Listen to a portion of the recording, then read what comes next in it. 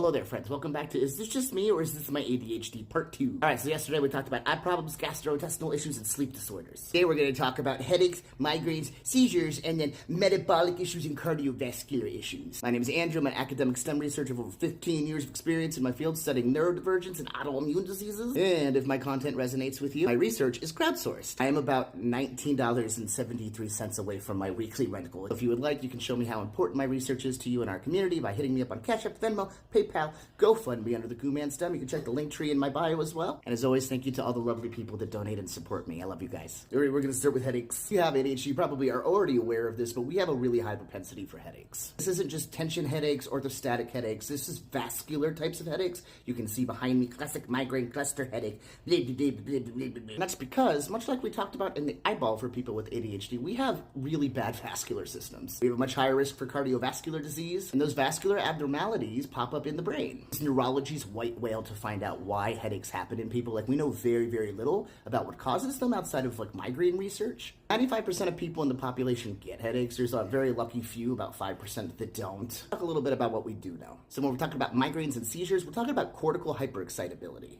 Just like we talked about in our previous video, ADHD people have beefy eyes leading into beefy brains. Depending on how your brain form is where we'll see these different hyperexcitable patterns. In ADHD, it's the executive function pieces of our brain. We'll get hyperfocus, or we'll just be understimulated, and we'll go into paralysis because we're either too up here or too down here. And this pattern is repeated across all comorbid psychiatric presentations like bipolar. It's a mood oopsie that does the same thing. You're either too high, too low. You gotta take a little middle. The same hyperexcitable process that happens in your mood and in your focus can also happen in POTS. Let's get a little sensitive to our body's fluctuations, and all of a sudden we fall over because we don't know if we're supposed to be standing up or not. I talk a lot on my channel and in my books, this unique perspective that I have, that this kind of stuff is an autoimmune disease. It has to do with low-grade neuroinflammation in the brain. We seem to have two driving mechanisms that come up over and over again between seizures, migraines, ADHD, and all of this fun hyperexcitable stuff, and one of them is calcium-gated ion channels. We got a lot of oopsies in the gated ion channel category. These are basically just things that help your nerve fire that run off the electrolytes you eat every day, like calcium, potassium, magnesium. But when they don't fire correctly, especially in the brain, that's where we start seeing these hyperexcitable or low-activity oopsies. And it all has to do with an excitatory transmitter called glutamate. Finally, we have a lot of weird antibodies in our brain, like the GAD antibody that prevents